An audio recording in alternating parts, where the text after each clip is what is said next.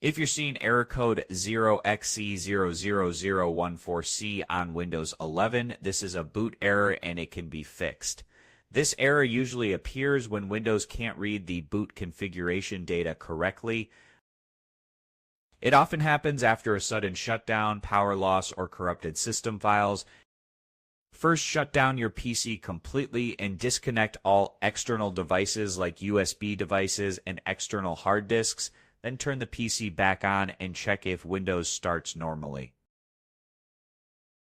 If the error is still there, force shut down your PC while it's booting 2 or 3 times to enter automatic repair. Choose advanced options, then troubleshoot, then advanced options, and select startup repair. Let Windows scan and fix boot-related problems automatically. If startup repair fails, go back to advanced options and open command prompt, type bootrec/rebuild bcd, then press enter and wait for the process to finish. If Windows installations are found, type Y and press enter to add them.